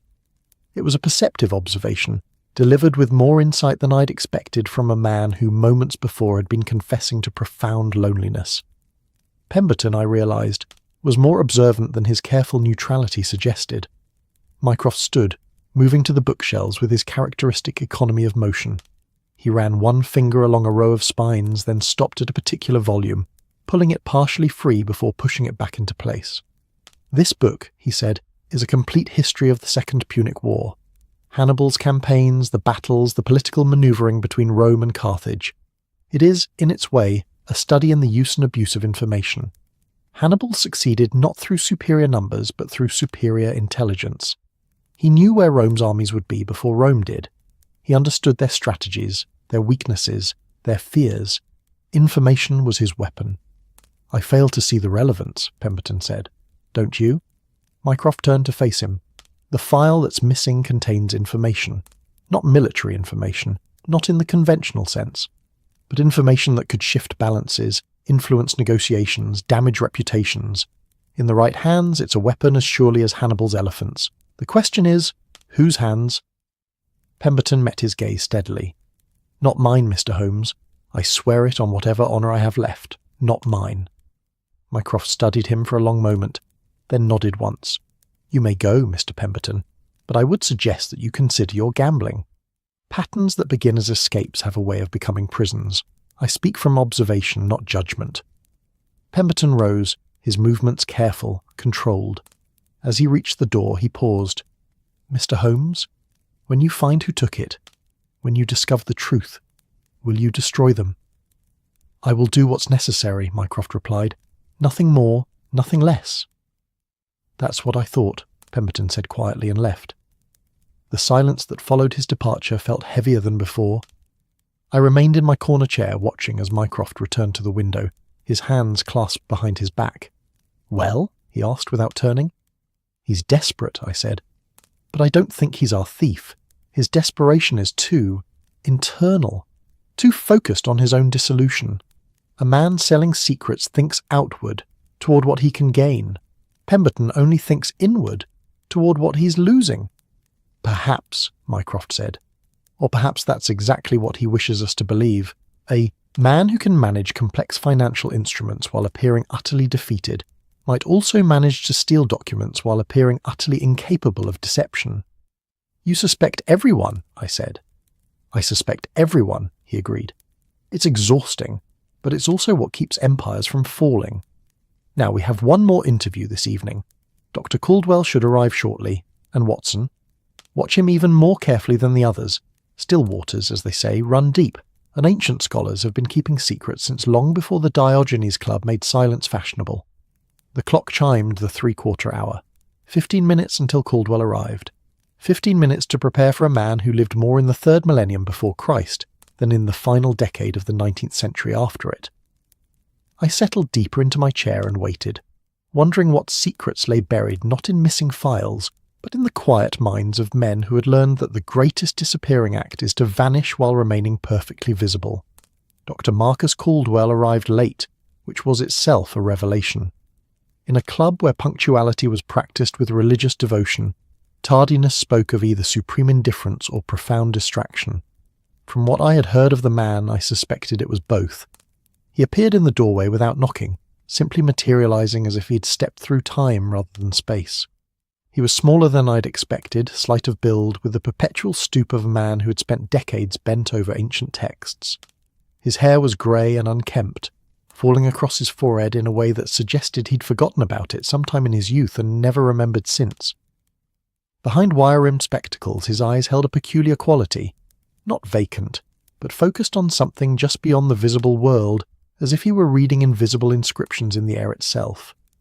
His clothing was academic shabby, a worn tweed jacket with leather patches at the elbows, trousers that had been expensive once but now bore the marks of benign neglect, a waistcoat missing a button. He carried a leather satchel that bulged with papers and books, and his fingers were ink-stained in a way that no amount of washing could remedy. "Mycroft," he said, his voice unexpectedly deep and resonant. "You wished to see me, about the Akkadian cylinder seal I mentioned last month? I've made progress on the translation. The middle passage is quite extraordinary. It completely revises our understanding of Hammurabi's." "Dr. Caldwell," Mycroft interrupted gently, "this concerns the missing file." Caldwell blinked as if returning from a great distance. "File? Oh, yes. The modern thing. Terribly irregular. Though I suppose all modern things are irregular when measured against proper millennia." He moved to the chair without being asked, settling into it with the absent grace of a man who paid no attention to his body's movements. His satchel he placed carefully at his feet, one hand remaining protectively on its worn surface. "When did you last access the Silence Library?" Mycroft asked. Caldwell's brow furrowed. Tuesday? No, Wednesday, or possibly Thursday. The days do blend rather. I was looking for a reference text on Sumerian trade routes. Found it, as it happens. Fascinating material on the movement of lapis lazuli from Afghanistan to Mesopotamia. The networks these ancient peoples maintained were far more sophisticated than modern scholarship credits. We're so terribly arrogant about our own age, you know. We think instantaneous communication via telegraph is revolutionary, but the Sumerians could move information across thousands of miles in remarkably efficient. Dr. Caldwell, Mycroft said, his patience evident in the careful modulation of his tone. The file. Did you notice anything unusual during your visit to the library? Unusual? Caldwell seemed to consider this as if it were a philosophical problem. Well, the filing system is rather chaotic by Assyrian standards. They had a much more logical approach to cataloguing in the library at Nineveh. Ashurbanipal's archivists would have been horrified by our modern methods. Everything cross-referenced by subject, author, and... Did you see anyone else in the room? I asked, unable to help myself. Caldwell's gaze shifted to me, seeming to notice my presence for the first time. And you would be? Dr. Watson, an observer. Ah, a fellow doctor, though I suspect our doctoral subjects differ rather significantly. I study the dead. You study the living. An interesting philosophical divide, that. The dead, you see, don't change. Their secrets remain constant. The living are terribly unreliable, always evolving, revising, contradicting themselves. The room, Dr. Caldwell, Mycroft prompted. Empty when I arrived, empty when I departed, though I may have stayed longer than I realised. Time becomes flexible when one is properly absorbed in research. I've been known to enter the library at noon and emerge to find it's evening. The sun sets differently in ancient Mesopotamia, you understand. Their day began at sunset, not sunrise. Throws off one's modern chronology. Mycroft leaned forward slightly. You've been a member of this club for 9 years. In that time, you've spoken to very few people. Why? Caldwell looked genuinely puzzled by the question. Why would I? Most conversation is extraordinarily inefficient. People speak to hear themselves speak, to fill silence, to maintain social fictions. I find it exhausting. The written word is so much cleaner, fixed, permanent. When Gilgamesh speaks across 4,000 years through cuneiform tablets, his meaning is preserved precisely. But modern conversation, ambiguity, imprecision, misunderstanding. Yet you're speaking now, I observed, because Mycroft asked questions that required answers. That's proper dialogue, functional, not the dreadful small talk that passes for discourse in society. How are you? Fine, thank you. Lovely weather. Complete nonsense. The weather is the weather. It requires no commentary. Despite myself, I felt a certain sympathy for the man. There was something refreshingly honest in his absolute disregard for social convention. Mycroft stood and moved to the bookshelves, his fingers tracing along the spines as he'd done during Pemberton's interview. Dr. Caldwell, you spend your life decoding secrets, ancient languages, lost civilizations, encrypted messages carved in stone. You find meaning in symbols that have been silent for millennia. Not silent, Caldwell corrected. Waiting. There's a difference. The cuneiform tablets in the British Museum are screaming their stories to anyone who knows how to listen. It's we who've gone deaf. And modern secrets, Mycroft asked, do they interest you at all? Hardly. Modern secrets are tedious. Affairs, financial improprieties, political manoeuvring, all so temporary, so meaningless in the long scope of history. In 4,000 years, who will care about Victorian England's diplomatic correspondence? But the Epic of Gilgamesh, the laws of Hammurabi, these endure because they speak to fundamental human truths. Mycroft pulled a book from the shelf, the same volume on the Second Punic War he'd referenced during Pemberton's interrogation. And yet, you're here, in this club, surrounded by men keeping precisely those temporary, meaningless modern secrets you claim to despise. Caldwell shrugged. The club is quiet. That's all I require. The secrets of others are their own concern. I'm here for the silence and the library, not the company. The file that's missing, Mycroft said, replacing the book and turning to face Caldwell fully, contained correspondence regarding negotiations with a foreign power, sensitive information that could affect Britain's position in certain delicate matters, information that, in the wrong hands, could shift balances of power. How very Assyrian, Caldwell murmured. Esarhaddon faced similar problems with his vassal states. Information as currency, secrets as weapons. The more things change. Did you take it? The question was delivered with such casual directness that it seemed to catch Caldwell off guard. He blinked several times, his hand tightening on his satchel. Take it? Why on earth would I take it? I can barely manage to keep track of my own research materials.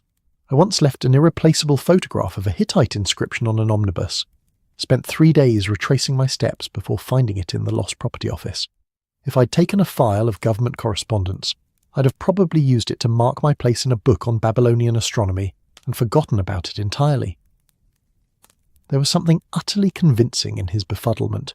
This was not a man who could successfully orchestrate a theft of any kind. He seemed barely capable of orchestrating his own arrival at appointments. "Have you noticed anything unusual about the other members recently?" Mycroft asked. "Any changes in behaviour, routine, demeanour?" Caldwell considered this with the same careful attention he might give to a damaged tablet. "Pemberton has been more agitated, sits differently in his chair, less settled. The Colonel is the Colonel, might as well ask if a stone has changed its nature, though he's been reading more about recent conflicts, India, Afghanistan. Usually he sticks to ancient campaigns. That's somewhat unusual. And the others? Members you might not interact with but observe? There's a gentleman, don't know his name, who sits near the east window. He's been coughing more. Consumption, perhaps. Or chronic bronchitis. Probably 2 years at most. And the portly fellow who sleeps with the Times, he's lost weight. The waistcoat doesn't fit as well. Illness or intentional reduction, I couldn't say. The young man who always reads engineering journals hasn't been here for a fortnight. Holiday or professional obligation, or simply lost interest. I found myself impressed despite everything. For a man who claimed no interest in his fellow members, Caldwell had observed them with remarkable acuity. Mycroft returned to his chair, the silhouette against the window resuming its commanding presence. "Dr. Caldwell, you live in a world of codes and ciphers, of symbols that hide meanings from casual observers. If you were to conceal a document in this club, how would you do it?" Caldwell's eyes lit with the first genuine interest he'd shown since arriving. "Ah, now that's a proper question. Well, the obvious method would be to hide it among similar items. File it with other files where it would be effectively invisible. That's the purloined letter approach, isn't it?" Poe understood psychological invisibility quite well. Or one could create a false volume, hollow out a book and place the documents inside, though that requires tools and time. The most elegant solution would be to encode the information and leave it in plain sight. Substitute a different document with similar appearance, or... He stopped abruptly, his expression shifting to something like alarm. "What is it?" Mycroft asked sharply. "The filing," Caldwell said slowly. "The way the books were arranged when I was last in the library. There was something off. Not wrong, precisely, but different. A pattern I noticed subconsciously, but didn't consciously register at the time." "Explain," Mycroft commanded. Caldwell stood, moving to the bookshelves with sudden purpose. His fingers traced along the spines, not randomly, but with clear intent. In Assyrian libraries, certain books were grouped by subject, yes, but also by symbolic relationships. They used what we'd call lateral thinking. A text on astronomy might be shelved next to one on divination because both dealt with reading signs. A military history beside a work on metallurgy because weapons connect them. His fingers stopped at a particular volume. "When I was in the Silence Library on Wednesday, yes, definitely Wednesday, I remember now because I'd been reading about Wednesday's Sumerian connection to Mercury, the god of communication. When I was there, I noticed that 3 books on diplomatic history had been moved, separated from their proper sequence and redistributed to different shelves. At the time, I assumed someone had simply been careless in reshelving. But now, Mycroft prompted. Caldwell's eyes were distant, calculating. Now I wonder if it was a message, a code. The Spartans used a cytle, a cylinder around which they wound a strip of leather inscribed with letters. Unwound, the letters appeared random. Wound around the correct diameter cylinder, they formed readable text. Could these books be similar? Their positions encoding information for someone who knew how to read the pattern. Mycroft was on his feet immediately. "Show me, in the Silence Library. Show me exactly what you noticed." Within minutes, we three were ascending to the library, Caldwell leading with surprising energy, his earlier vagueness replaced by focused intensity. The club's other members paid us no attention, or rather, maintained their practiced obliviousness as we passed through the reading room. The Silence Library was as I'd left it, unchanged, perfectly ordered, or so it appeared. Caldwell moved directly to the eastern wall, his fingers finding books with unerring accuracy. Here, this one, Treatise of the Congress of Vienna. It should be with the other post-Napoleonic diplomatic texts, here on this shelf. But it's been moved down 2 shelves and over to the right, placed between a history of Baltic trade and naval engagements of the 17th century. No logical reason for that placement. He moved to another section. And this, Dispatches from the Crimean Front, should be with other mid-century military correspondence. Instead, it's up here, next to agricultural development in rural England and the architecture of Gothic cathedrals. Mycroft's eyes were hard, focused. And the third, correspondence regarding the Indian Mutiny, should be with the Colonel's usual reading materials. Instead, Caldwell crossed to the southern wall. It's here, between a study of medieval monasticism and botanical surveys of the Scottish Highlands. For a long moment none of us spoke. The 3 books sat on their respective shelves, innocent and unremarkable. But their positions, their displaced locations, suddenly seemed to pulse with meaning. "It's a cipher," Mycroft said quietly. "Books as letters, positions as syntax. Someone has been leaving messages in the arrangement of volumes, communicating with someone else who knows how to read the pattern. But communicating what?" I asked. Mycroft pulled the first book from its shelf, examining it carefully. He turned to the page numbers corresponding to its shelf position, read something there, then replaced it. He repeated the process with the second and third books, his expression growing darker with each examination. "Meeting times," he said finally. "Shelf positions correspond to dates and hours, page numbers to locations. Someone has been using this library as a dead drop, arranging meetings outside the club. The missing file wasn't stolen in a single moment. It was photographed, perhaps, or copied page by page, and the information was passed gradually, systematically to someone who knew when and where to collect it." "Who?" Caldwell asked, his voice barely above a whisper. Mycroft turned to face us both, and in the gaslight his features were severe, carved from stone. Someone clever enough to use ancient encoding methods in a modern context. Someone patient enough to move books incrementally over weeks or months without arousing suspicion. Someone who understands that the best way to hide a conspiracy is to conduct it in absolute plain sight. He looked at Caldwell with an expression I couldn't quite read. Someone, perhaps, who has spent a lifetime learning to read what others cannot see, to find meaning in arrangements of symbols, to decode the hidden language of positioned objects. Caldwell's face went pale. You cannot possibly think that I think, Mycroft said softly, that we have found not our thief, but the method by which the theft was coordinated.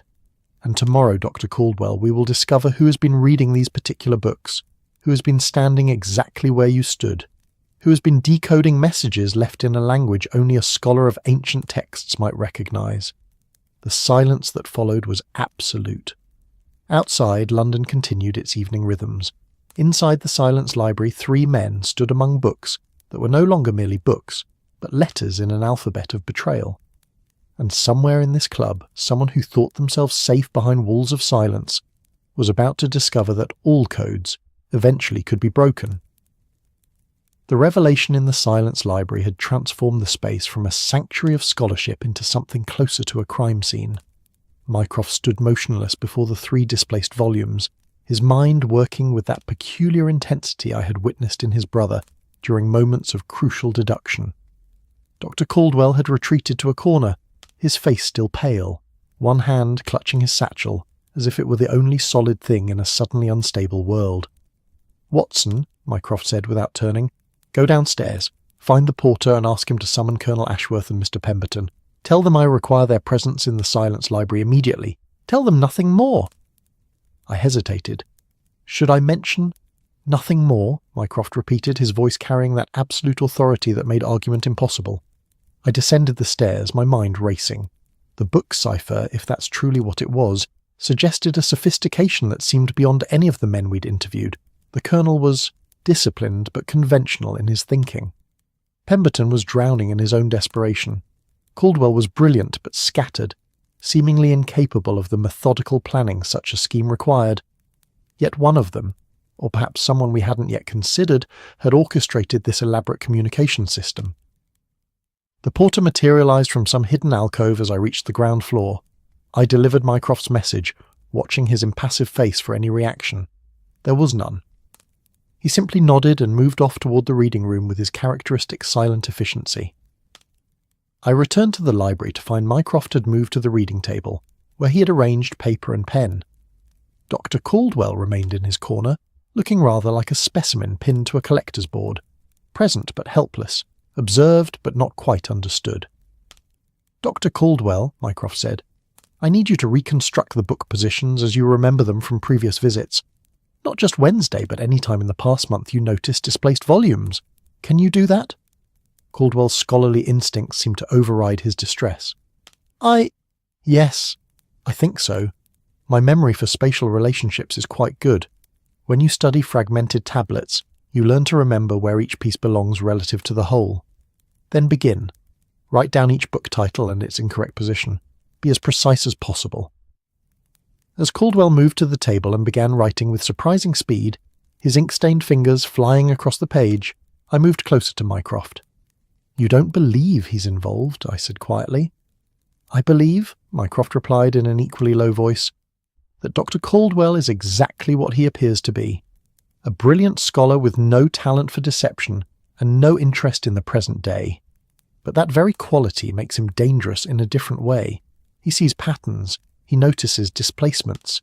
If he had mentioned this book arrangement to the wrong person, had commented casually about the curious reshelving, he might have exposed the entire operation prematurely. So why was he called here tonight? Because our thief needed to know if Caldwell had noticed. Needed to assess whether the cipher had been compromised. They expected me to interview him, and expected me to ask questions. What they didn't expect was that Caldwell would make the connection himself, here in this room, with us present. The door opened, and Colonel Ashworth entered, his bearing as rigid as ever, though I detected a weariness around his eyes that hadn't been there during his interrogation. Behind him came Pemberton, whose trembling hands had progressed to a visible shake he could no longer disguise. "Mycroft," the Colonel said, "this is highly irregular. I've already answered your questions. I see no reason to be summoned like a—" He stopped as he noticed Caldwell at the table, writing furiously, and the 3 books Mycroft had left deliberately displayed on the reading surface. Pemberton saw them too. His face, already pale, went absolutely white. "Those books. They're out of place. Someone should reshelve them properly." "Should they?" Mycroft asked, his voice mild. "And where precisely should each one be shelved, Mr. Pemberton?" The question hung in the air like a noose waiting for a neck.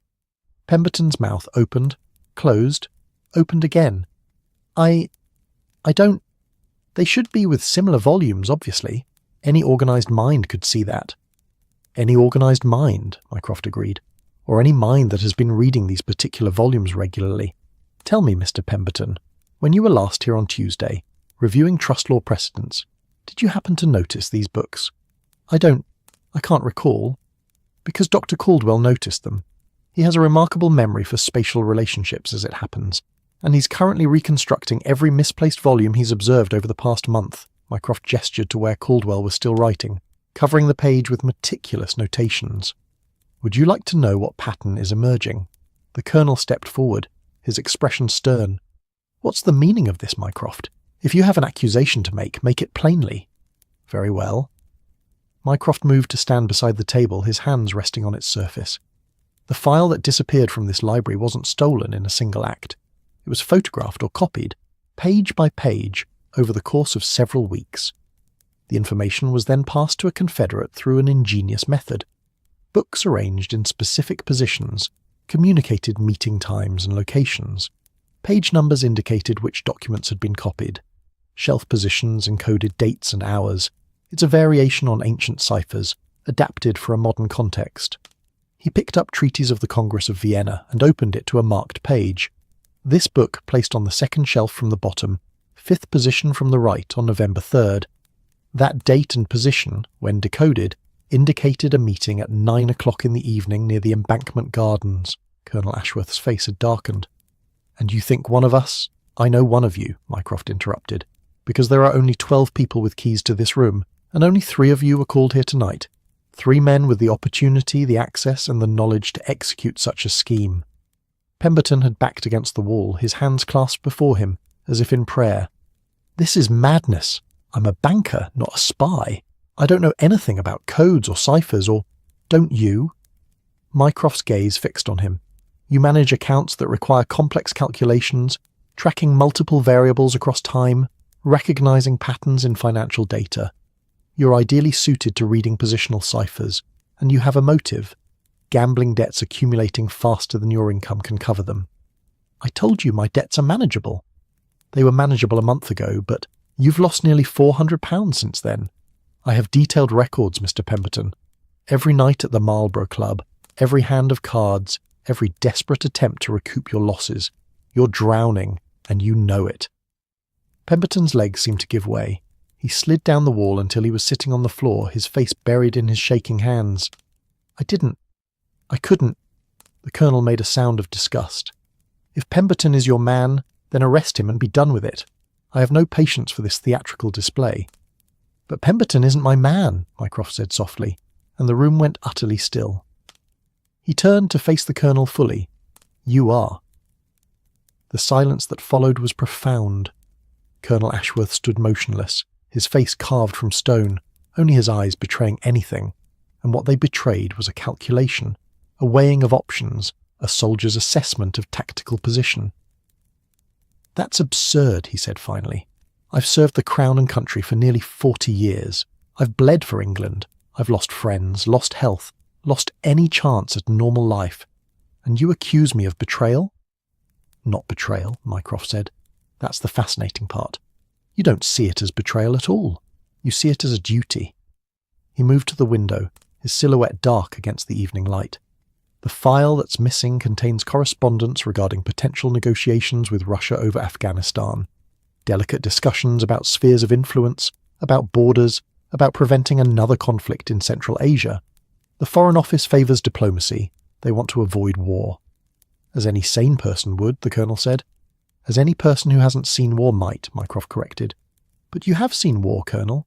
You've seen what happens when negotiations fail, when diplomacy collapses, when nations stumble into conflicts they can't control. You witnessed the mutiny. You saw British women and children massacred because we failed to maintain proper military readiness, because we trusted in diplomatic arrangements with princes who proved unreliable. The Colonel's jaw tightened, but he said nothing. So when you learned that Her Majesty's government was considering a treaty with Russia, Russia, which you fought against in the Crimea, Russia, which you've spent decades viewing as Britain's natural adversary, you decided that such negotiations were dangerous, that they showed weakness, that they would lead to future disaster. If true, Ashworth said carefully, such beliefs would hardly make me unique among military men. No, Mycroft agreed, but it would make you dangerous, because unlike most military men, you had access to the details of those negotiations, and you had the means to ensure they failed. He turned back to face the room. You copied the documents page by page during your regular visits to this library. You're here 6 days a week, always at the same time, always sitting in the same chair. Your presence is so predictable it's invisible. Who would notice if you spent an extra 15 minutes in the silence library? Who would question Colonel Ashworth reviewing diplomatic correspondence? You served in intelligence during your military career. You know photography, you know the codes. Prove it, the Colonel said flatly. The book cipher, Mycroft continued, required knowledge of ancient encoding methods, but it also required something else. Military precision in execution. The books had to be moved at exact times in exact sequences to communicate effectively with your confederate. That kind of discipline, that attention to detail, is military in nature. Caldwell might recognise the pattern, but he'd never execute it so perfectly. Pemberton is too chaotic, too consumed by his own dissolution. He picked up the second book. This volume, placed here on November 8th, encoded a meeting time of 10 o'clock. That was the night you left the club at exactly 9:45. I checked with the porter. Normally you leave at 8, but that night you had a meeting to attend. The Colonel's eyes narrowed. Circumstantial. Indeed. But consider this. The Confederate you were meeting, The person to whom you are passing information is someone with both the resources to pay for intelligence and the motivation to disrupt British-Russian negotiations. I've made inquiries through various channels. On November 8th, at approximately 10 o'clock, a member of the German diplomatic corps was seen near the Embankment Gardens. Germany, as you know, has its own interests in preventing a British-Russian accord. You're speculating, Ashworth said, but there was less conviction in his voice now. I'm deducing, Mycroft corrected, and there's one more piece of evidence. Your choice of displaced books was telling. Correspondence regarding the Indian Mutiny, a subject close to your heart. Dispatches from the Crimean Front, a war you fought in. Treaties of the Congress of Vienna, the last time European powers successfully negotiated a lasting peace, something you believe is no longer possible. You chose books that meant something to you personally. That was your mistake. A sentimental error, the Colonel said softly, and in those 3 words he confirmed everything. Pemberton had looked up from his position on the floor, staring at the Colonel with something like horror. Dr. Caldwell had stopped writing, his pen frozen above the paper. Why? I found myself asking, the question escaping before I could stop it. Why risk everything you've built, everything you've been? The Colonel turned to me, and his face held no shame, only a terrible weariness. Because I've seen what happens when weak men make decisions about war and peace. I've seen the cost of diplomatic failures. The mutiny happened because we trusted too much, prepared too little, and believed that negotiations could replace military strength. Thousands died, Watson, women, children, and the men who made those decisions faced no consequences. They sat in London offices and played statecraft while soldiers bled in the dirt. His voice grew harder, and now they want to negotiate with Russia. They want to trust promises and treaties and diplomatic assurances. But I know Russia. I fought them in the Crimea. I've watched them expand their influence across Central Asia for 30 years. They don't respect diplomacy. They respect power. And when their treaty proves worthless, when they march into Afghanistan or India or wherever their ambitions lead, it will be men like me who die stopping them. Except I'll be too old, too broken. It will be younger men. Men who could have been saved if the politicians had listened to those who actually understand war. So you decided to sabotage the negotiations, Mycroft said. By ensuring the Germans had access to British diplomatic positions, you guaranteed they would adjust their own strategies to make an accord impossible. I ensured that realism would triumph over wishful thinking, Ashworth corrected, that military necessity would outweigh political expedience, that England would remain strong rather than becoming comfortable. You ensured chaos, Mycroft said. You put your judgment above that of elected officials and appointed diplomats. You decided alone what was best for the Empire. Someone had to. The words fell into silence. Outside, the evening traffic continued its muted symphony. Inside the Silence Library, a man who had served his country for decades stood exposed not as a traitor, but as something more complicated, a patriot whose patriotism had curdled into something dangerous. Mycroft moved to the writing table and picked up the paper on which Caldwell had been recording his observations. He studied it for a long moment, then looked at the Colonel. You will resign from the Diogenes Club tonight. You will return your key to the porter on your way out. You will cease all contact with your German confederate. If I discover you have compromised any additional government business, I will personally ensure you are prosecuted to the full extent of military law. Is that understood? The Colonel straightened to attention, decades of discipline asserting itself even now. And if I refuse, then I will destroy you. Mycroft's voice was flat, emotionless, carrying the weight of absolute certainty. I will expose not just your recent activities, but every questionable decision you made during your military service. I will ensure that historians remember Colonel Ashworth not as a decorated soldier, but as a bitter old man who betrayed his country's interest because he couldn't accept that the world had changed. Your name will become synonymous with treachery. Your service will be forgotten. Your legacy will be ashes. That's blackmail. That's mercy, Mycroft corrected, because the alternative is a trial, a scandal, and a rope. This way you simply fade away, an aging officer who decided club life no longer suited him. No drama, no exposure, no disgrace beyond what you already carry in your own knowledge of what you've done. The Colonel stood silent for a long moment. Then, slowly, he reached into his waistcoat pocket and withdrew a brass key. He placed it on the reading table with a sound that seemed far too loud in the quiet room. "I regret nothing," he said. "History will prove me right." "Perhaps," Mycroft replied, "but you won't be here to see it." Colonel Ashworth turned and walked to the door. He paused there, his hand on the handle, and looked back at each of us in turn. His gaze lingered longest on me. "Write this one up if you like, Watson, but you'll never publish it, because it doesn't have the ending your readers want. No clear villain, no triumphant justice, just an old soldier who tried to save his country from its own foolishness and failed." Then he was gone, the door closing with a finality that seemed to seal more than just wooden frame. Pemberton remained on the floor, his hand still shaking. Dr. Caldwell sat motionless at the table, his scholarly detachment finally shattered by exposure to a very modern betrayal. And Mycroft Holmes stood at the window, watching the Colonel's silhouette as it descended the stairs and disappeared into the London evening, carrying with it the weight of choices made and consequences accepted. "Is that truly justice?" I asked quietly. "Justice," Mycroft said, "is a luxury reserved for cases that can bear public scrutiny. This is merely a necessity. The Colonel is finished. His German contact will be quietly expelled from London. The negotiations will proceed without further interference, and the Diogenes Club will continue to offer sanctuary to men who need silence." He turned from the window. "Mr. Pemberton, get up. You're not implicated in this affair, though your financial situation remains problematic. I suggest you seek help before your gambling destroys you more thoroughly than any investigation could." Pemberton rose shakily, nodded without speaking, and fled.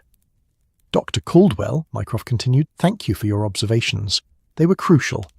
I trust you'll return to your Sumerian texts and forget this evening's modern unpleasantness." Caldwell gathered his papers with trembling hands. "The ancient world," he said softly, "is beginning to seem considerably safer than the present. At least when Hammurabi's officials betrayed him, they had the decency to be executed cleanly. This is a more subtle cruelty." He left, and I was alone with Mycroft in a library that had witnessed the unmasking of a traitor who didn't believe himself a traitor at all. "Will you tell Sherlock?" I asked. "God, no," Mycroft said with something almost like humour. "He'd write a monograph on book ciphers and probably deduce 6 other government conspiracies in the process. Some secrets, Watson, are meant to remain precisely that. Secrets." He moved to the reading table and began, returning the displaced books to their proper positions, erasing the evidence of the cipher that had nearly escaped detection. "Go home, Watson. Write your stories about my brother's brilliant deductions and dramatic revelations. Leave the quiet work of maintaining empires to those of us who operate in shadows. It's cleaner that way." I left him there, alone in the Silence Library, surrounded by books that had briefly become letters in an alphabet of betrayal, restoring order to shelves that would hold only ordinary volumes once more. Outside, London had fully embraced the night. Gaslight pushed back against darkness with its usual brave futility. And somewhere in the fog, Colonel Ashworth walked toward whatever future remained to a man whose service had ended not with honours, but with a quiet expulsion from the one place he'd felt safe. I thought of Sherlock, who would never know this story, and I thought of the different kinds of detective work the Holmes brothers performed, one illuminating mysteries for public consumption, the other burying them for the public good. Both necessary, both justice of a kind, but only one would ever be celebrated. 3 days passed before I returned to the Diogenes Club. The interval had been filled with the usual rhythms of my life, patients to attend, correspondence to manage, the comfortable domestic routines that anchored me to the ordinary world. Yet my thoughts kept returning to that library, to the Colonel's rigid face as he surrendered his key, to Mycroft's quiet dismantling of a man's entire sense of purpose and righteousness. Sherlock had noticed my distraction, of course. Over breakfast on the second morning, he'd looked up from his newspaper and remarked, "You've been to see Mycroft.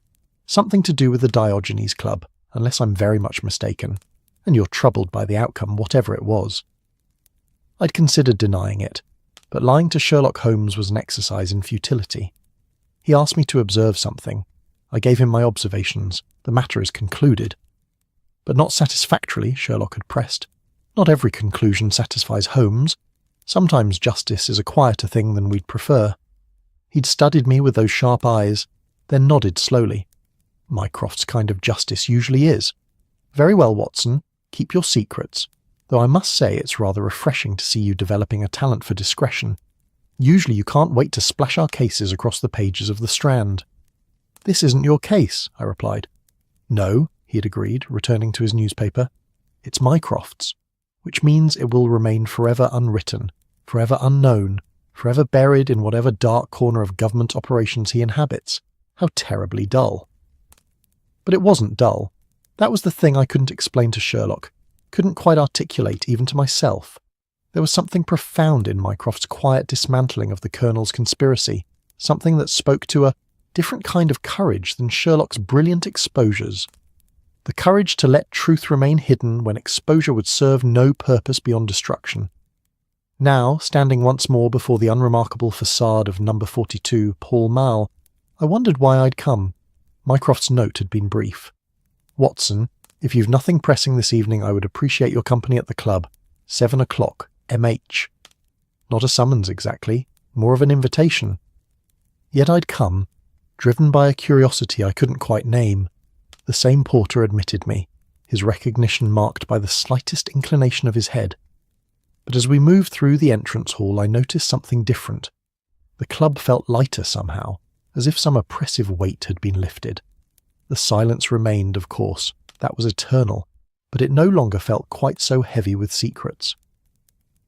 We climbed to the Silence Library, and I found Mycroft exactly where I'd left him 3 days prior, sitting at the reading table with a book open before him. He looked up as I entered, and something that might have been genuine pleasure crossed his features. "Watson, thank you for coming. Please, sit." He gestured to the chair opposite. I settled myself, noting that the 3 books that had comprised the cipher were now properly shelved, invisible among their proper companions. The room looked exactly as it should. A gentleman's library, nothing more, nothing less. "I wanted to show you something," Mycroft said, sliding a folder across the table toward me. "The official record of recent events, such as it is." I opened the folder. Inside was a single sheet of paper bearing the Diogenes Club letterhead. It read simply, "Colonel Reginald Ashworth resigned his membership effective November 12th, 1895. Personal reasons, no further comment." Below this, in different handwriting, "Approved and accepted. The Board of Governors." "That's all?" I asked. "That's everything," Mycroft replied. "In the club's official history, the Colonel simply chose to leave. No scandal, no explanation. Just a quiet departure that will be forgotten within a month as the membership moves on with their lives and their reading. And the Germans? His contact? Recalled to Berlin under equally quiet circumstances. A routine diplomatic rotation, according to official channels. He'll serve out his career in some minor posting where he can do no further damage. The photographs he received. We've ensured they contain just enough truth mixed with strategic misinformation that any intelligence value is neutralized. And the negotiations with Russia. Mycroft's expression became unreadable. Proceeding. Whether they'll succeed or fail, whether the Colonel was right or wrong about their wisdom, that's above my authority to judge. I simply ensure that such decisions are made by those appointed to make them, not by individuals who decide their own judgment supersedes the Crown's." He closed the folder with a soft sound. "But that's not why I asked you here. Walk with me, Watson. I want to show you something else." We left the library and descended to the ground floor. Instead of exiting, Mycroft led me through a corridor I hadn't noticed before, one that branched off from the reading room and curved toward the back of the building. We emerged into a small courtyard garden, perhaps 30 feet square, enclosed on all sides by the club's walls. It was a peculiar space.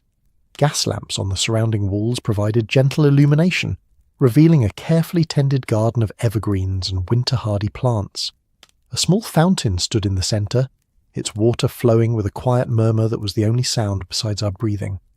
Stone benches were positioned at intervals, each angled so that anyone sitting would face away from the others, maintaining the club's principle of isolation even in this outdoor sanctuary. "I didn't know this existed," I said. "Few do. It's mentioned nowhere in the club's literature.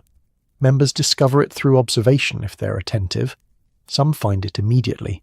Others remain members for years without ever noticing the corridor that leads here." We moved to one of the benches, and Mycroft settled onto it with a sigh that suggested he'd been carrying weight I hadn't noticed. The Diogenes Club was founded on a simple premise, that some men need refuge from the world, but I've come to understand, Watson, that it serves another purpose as well. It's a place where secrets can rest. He gestured to the garden around us. Every man who joins this club carries secrets. Professional secrets, personal secrets, secrets of shame or fear or simple privacy. The Colonel carried secrets of war and trauma. Pemberton carries secrets of loneliness and desperation. Dr. Caldwell carries secrets of a mind that finds the present day unbearable and retreats into millennia past. Even I carry secrets, more than any of them, if I'm honest. And this garden is where those secrets can breathe, where a man can sit alone with his burdens and simply exist with them, without the need to hide or perform or maintain facades. It's not an absolution. It's not therapy. It's simply space, room for the weight to rest without crushing completely. We sat in silence for several minutes, listening to the fountain's quiet song. Then Mycroft spoke again, his voice softer than I'd heard it. I didn't want to destroy the Colonel, you know. Despite everything, I understand him. He served honourably for decades. He witnessed horrors that would have broken weaker men. He carried the weight of command, of decisions that sent young men to their deaths. And when he looked at the empire he'd bled for, he saw it being managed by people who had never faced what he'd faced, never paid the prices he'd paid. His betrayal grew from service, Watson. That's what makes it tragic rather than simply criminal. But you had no choice, I said. I had choices, Mycroft corrected. I could have exposed him publicly, made an example, send the message that no one, regardless of service, is above accountability. That would have been one kind of justice. Or I could have ignored it entirely, decided that his assessment of the Russian situation might be correct, that his actions, while irregular, served a deeper purpose. That would have been another kind of decision. But you chose the middle path. I chose the necessary path, he said. I removed the immediate threat while preserving what could be preserved of the man's dignity and service. I ensured the government's business could proceed without sabotage while avoiding a scandal that would have shaken public confidence in our institutions. I did what was required, nothing more. He turned to look at me directly. But it troubles me, Watson, more than I expected. Because I wonder if, in different circumstances, with different pressures and different perspectives, I might make similar choices, might decide that my judgment supersedes proper channels, might convince myself that betrayal is actually service. You wouldn't, I said with certainty. How do you know? Because you're asking the question. The Colonel never did. He never doubted his own righteousness. That's the difference between wisdom and arrogance. Mycroft smiled faintly. You have a generous assessment of my character. I hope it proves accurate. He stood, moving to the fountain and watching the water cascade over the stone.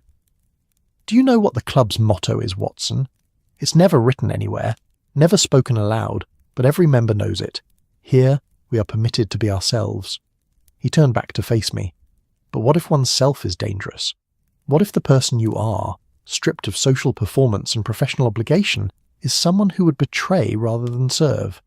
The Colonel thought he was being his truest self when he took those documents. He thought he was finally acting on his deepest convictions rather than merely following orders. In a way, the Diogenes Club enabled his betrayal by giving him space to contemplate it. Or, I suggested, it delayed his betrayal for years. Perhaps without this sanctuary, he would have acted far sooner and far more destructively. Perhaps, Mycroft conceded. We'll never know. That's the nature of these quiet resolutions. We act, we remove the threat, and we move on, never quite knowing if we've prevented disaster or simply postponed it. A door opened somewhere in the building above us, and the faint sound of footsteps echoed briefly before fading. The club was coming to life for its evening hours, members arriving to claim their chairs and their silence. Pemberton is still a member, Mycroft said. I've been watching him. He hasn't returned to the Marlborough Club since our interview. I don't know if that's permanent reform or temporary fear, but for now at least he's pulled back from the edge. Dr. Caldwell remains utterly absorbed in his ancient texts, blissfully unaware of how close he came to being implicated. And the rest of the membership continues exactly as before, reading their journals, smoking their pipes, existing in their cultivated isolation. And you? I asked. How are you managing? The question seemed to surprise him. I manage? It's what I do, Watson. I identify problems, assess threats, implement solutions, and move on to the next crisis. The Empire doesn't stop requiring maintenance simply because one case concludes. That's not what I asked. He was silent for a long moment, his fingers trailing in the fountain's water. I'm tired, he said finally. Not physically. My work requires little physical exertion. But tired of being the person who knows too much, sees too clearly, bears too much responsibility for maintaining the machinery of government. Sherlock has the luxury of treating cases as puzzles, intellectual exercises with clear solutions. For me, every solution creates new problems. Every threat neutralized reveals 3 more waiting. It's exhausting in ways I can't quite articulate. Then why continue? Because someone must, and I appear to have the particular combination of ability, access, and temperament required for the work. To abandon it would be— he paused, searching for words— would be a betrayal of its own kind. A different betrayal than the Colonel's, perhaps, but betrayal nonetheless. I stood and joined him by the fountain. Mycroft, if I may speak plainly, you're not the Empire's servant. You're a man who has chosen to serve the Empire. There's a difference. The Colonel forgot that difference. He started believing his service made him indispensable, that his sacrifices gave him the right to make decisions others couldn't. Don't make the same mistake. He looked at me with an expression I couldn't quite read. When did you become so wise, Watson? I'm not wise. I'm simply observant. Sherlock taught me that, whether he realized it or not.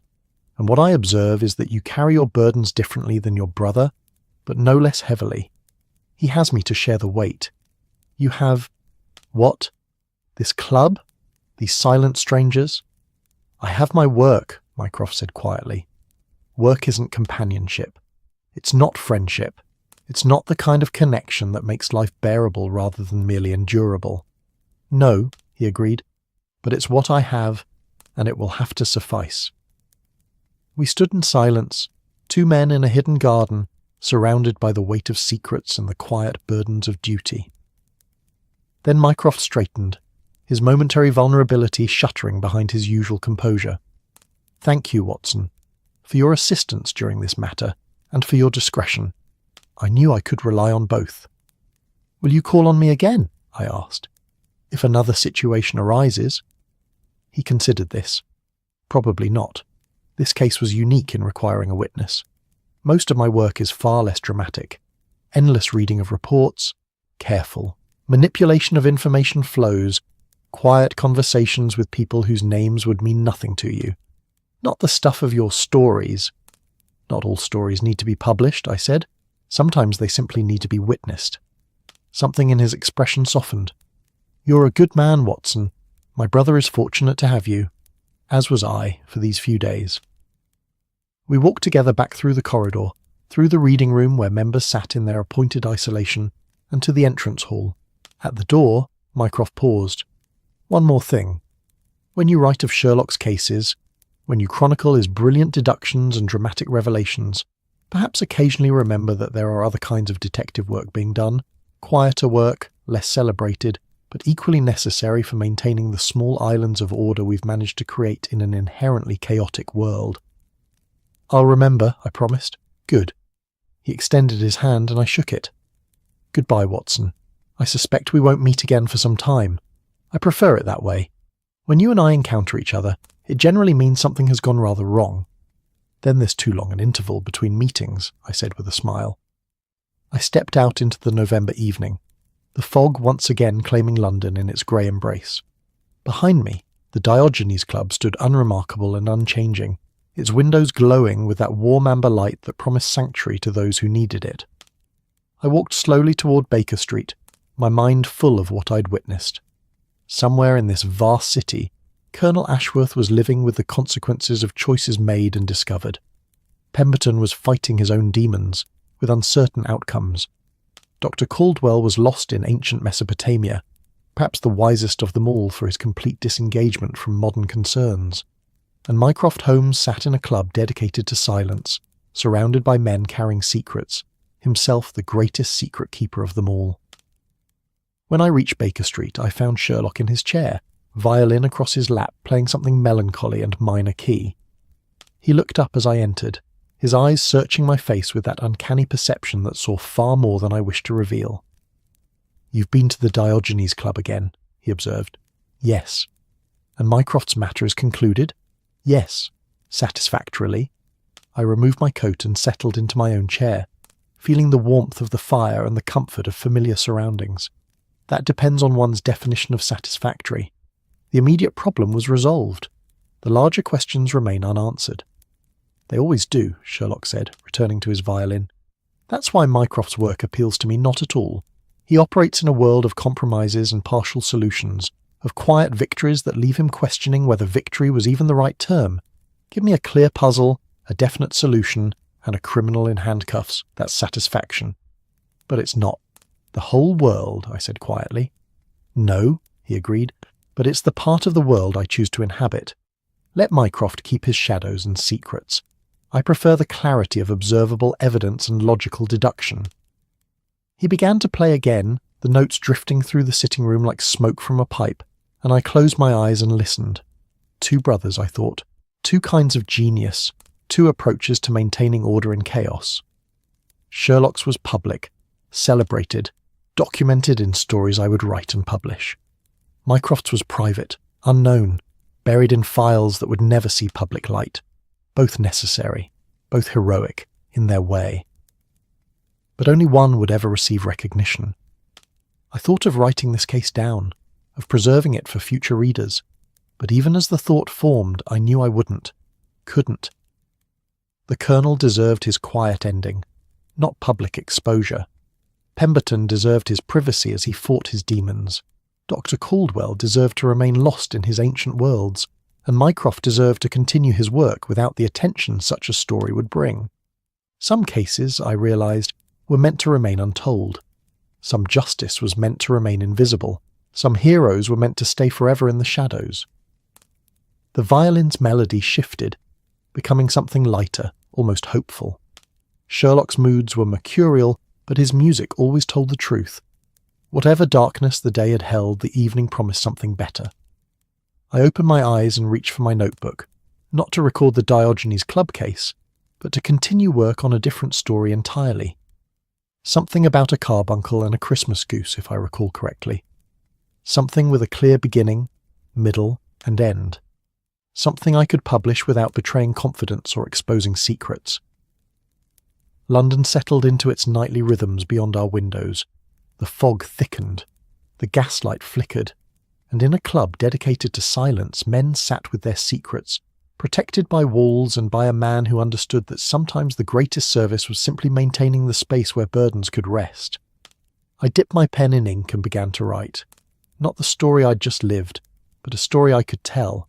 A story of brilliant deductions and satisfying conclusions. A story that would entertain without exposing, that would illuminate without destroying. The violin sang on, the fire crackled, and in the space between what happened and what could be told, I found a different kind of truth, that some stories serve best by remaining forever unwritten, forever known only to those who lived them. The Diogenes Club would keep its secrets, I would keep mine, and London would continue, vast and unknowable, built on layers of hidden truths that perhaps were better left buried. The price of silence, I had learned, was eternal vigilance, but the reward was something rarer, the preservation of dignity in defeat, the protection of those who had served even when their service went wrong, and the quiet knowledge that not all justice needed to be public to be real. I wrote late into the night, and when I finally set down my pen, I had pages of a story Sherlock would recognize and readers would enjoy. The other story, the true one, the one that mattered in different ways, remained locked in memory, witnessed but unrecorded, exactly as it should be, exactly as Mycroft Holmes had intended all along. That's our story tonight. Are you drifting off beneath the shimmering lights of Hong Kong, the ocean hush of Tahiti, the starlit rooftops of Rome, or the gentle night breeze of Buenos Aires? If this tale brought you peace, like the episode and subscribe for more nights like this. Let the stillness of the night wrap around you. Let your dreams drift softly into the quiet. Sleep gently now, wherever you are in this wide and wondrous world.